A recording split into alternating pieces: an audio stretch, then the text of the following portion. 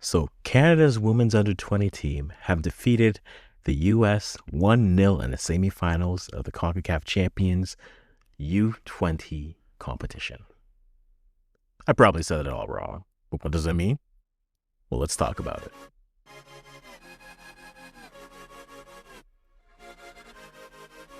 All right, guys, welcome back to What Does It Mean? It's basically our match reaction series for games that we've watched. We do a lot of Canadian matchups in there. So if you like this type of content, make sure you like, comment, and subscribe. We are the Africans, so we do primarily Canadian African content. Today was an interesting day. I watched that game, and then I was keeping an eye on the Nigeria-Russia matchup, where they got a draw in that game. Might do something on that a little bit this weekend. But let's talk about Canada versus United States women's under-20 CONCACAF Championship semifinal. The game ends 1-0 for Canada. And the interesting thing about this game for me is that this is the first game in a long time where I've watched Canada's women at the youth level not look on par with the US. They look like the better team. We're in Canada here, so there was a lot of hockey analogies I'm going to make here because I think it's the best way to describe it. They were the most defensively sound. They were quicker to the ball. They were more physical when they had to be. The U.S. was struggling a bit with the physicality until some of the substitutions in the second half. But Canada on the day, to me, and you posted it on Blue Sky and on X, I was like, whispers, I think they're the better team today. And then it was like, no, they are the better team today. And they had the better opportunities in the game too. But Canada comes away from this game winning 1-0. Let's talk about what we saw in the game. The US, the first half, were just a step too slow. The lineup we had, Noelle Henning in goal, with Jeanette Okiki, Ebo Ching, Jadiah Collin, Olivia Chisholm, Tegan Mellenhorst, Geneva Hernandez-Gray, Rochi, Annabelle Chukwu, and Leah Laroche, who scores the winner in the 53rd minute. But in the first half, they had the more dangerous of the opportunities, right?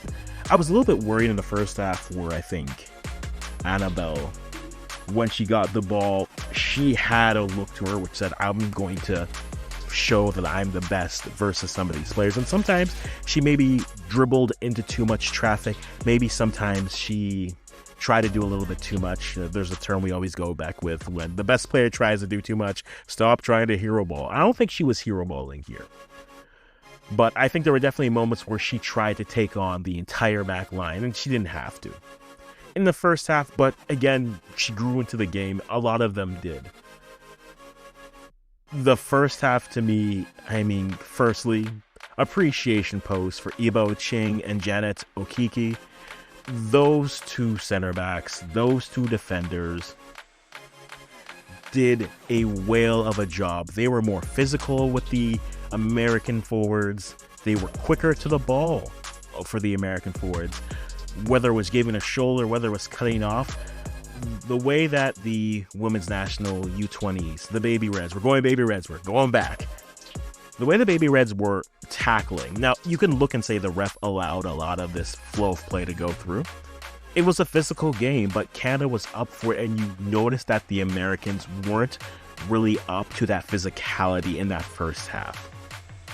I remember before the game, I messaged a couple people and I said, I think it's the midfield. If we play well in the midfield, I think we have a chance. Which is probably like it's the only thing I'm a little bit disappointed about in this game. I don't think Geneva had her best game. And that was a little bit surprising. Geneva was fine. I don't think she had her best game in this against the US. And so in the first half, she wasn't as dominant as you would like her to be on the ball. And that was a little bit, you weren't discouraged by it.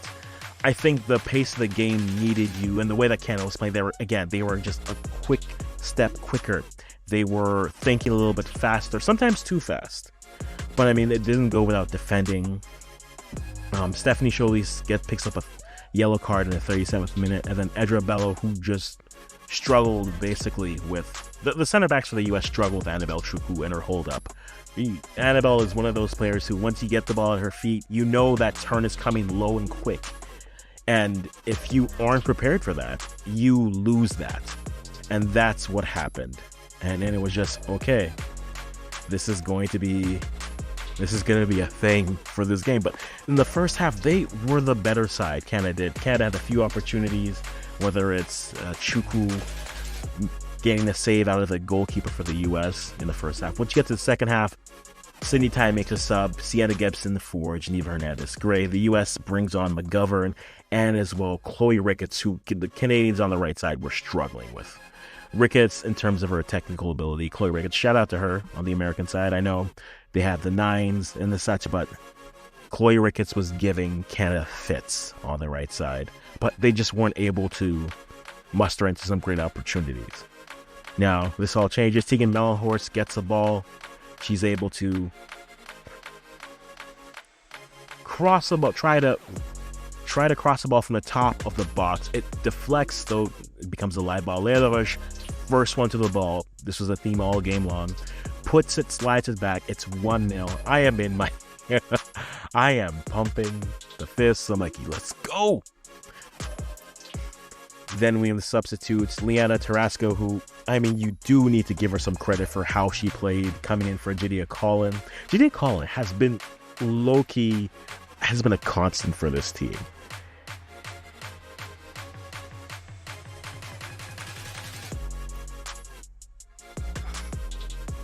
She has been a constant for this team. Just a metronome in terms of how good she's been. And I think you saw her show some of that grit, some of that ability. She was a full good participant today. Ines Noiri comes in for Victoria Rocci in the 57th minute. Then we have probably one of the moment of games that kind of shifted the game for me. You have Annabelle Chukwu, who gets a ball that's called offsides, but the play continues. She gets into the box. She sizes up her defender. She's fouled in the box. It's a penalty. They go to VAR. She dips her shoulder too much. And the VAR, the penalty is taken away. And at that point, the U.S. realizes, hey, this game is slipping. And they start putting on that pressure for Canada. And it's just wave after wave. There's a crossbar that happens right near after that. Noel Henning with a good save. There is just different moments that keep coming. But Noel Henning with saves. Ibo Change Okiki with blocks. Defending first to the ball. They wanted it more this day. And ultimately, 8 minutes of additional time. Abigail Rose Mills gets a yellow for the U.S. Doesn't matter. Stocky comes in for Tegan Mellenhorst. And in the 87th minute, they had one sub left, which I think was a good thing. If this game got tied up, whether you wanted to bring on a fresh midfielder, whether you wanted to bring on another 9 for Annabelle Chukwu, I'm sure she wouldn't want to come off the pitch. But Canada comes up and wins 1-0. I think it's the first time in a while that we've seen Canada look great. Well, not even good. Look good against the U.S. For a lot of us who follow this team for a while, it's been a while. Once one person I was commenting and messaging saying they need a youth team win over the U.S. badly. And once it happened, it was just like, you're welcome. But this side kind of reinforces a topic that we'll get into at a later date. This team is solid. And the youth pathway, the youth pipeline is full of players, especially coming from those U20 teams. There are more talented players as well. Not talented in terms of ability, but there's other players who are also talented, not in that pipeline. But Canada does have a pipeline, right? One of the things I kind of whispered, I was like, they've made the finals, and as of recording, we know it's a rematch with Mexico. Hopefully it doesn't rain. I would love to see, because I think before the rain, Canada was playing well. The game kind of slowed down from that standpoint. You couldn't really pass. And then it was just a tight game. And it was a game where I figured it was going to end 4-2 or 3-3, and ended at 4-2. And so for me, a rematch with Mexico is going to be very fascinating, and especially with them going for it from the get-go.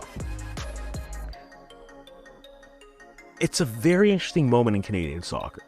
Is it going to get the headlines that say the women's winning the gold medal? No. Will it get the headlines of the men winning at the Canadian Shield? No. But it's a reminder that there is still talent in this country. I know we're looking. I think one of the more fascinating things with Casey Stoney, I know we're going to move from the U20s to the senior team, is there's a lot of transition that could happen here. I don't think a lot of these players are going to make the team in this next calendar year. Right? Maybe you get a Kaylee Hunter because she is playing in the NSL and you want to give her a look based off of that. But the U20 program, the pipeline, the 2022 team, the 2023 team, now the 2025 team, there are players who are showing, hey, we're a year or two away, we're coming. Maybe you need to let them marinate a bit, you gotta let them germinate a bit for them to start to sprout. But Canada's never had a shortage of talent. That's never been the problem. It's been giving them the opportunity. Now, maybe with the NSL this helps a lot more. But for Sydney Tai, who is right now the longest tenured coach in the Canadian system, and if that's wrong, let me know. Tai was a coach I thought, man, the NSL would be great for her to maybe go to the professional level and see what you can do there. She's now the only one left, right? The old coaches are no longer in the program. Emma Humphreys is gone. Amanda is gone. U15s, the U17s, they're trying to find what their footing will be. But Sydney Tai has always had talent at her disposal and is always getting these teams to semifinals, if not finals. And she's done an amazing job with this group. I would love to see how they do things differently against Mexico on Sunday.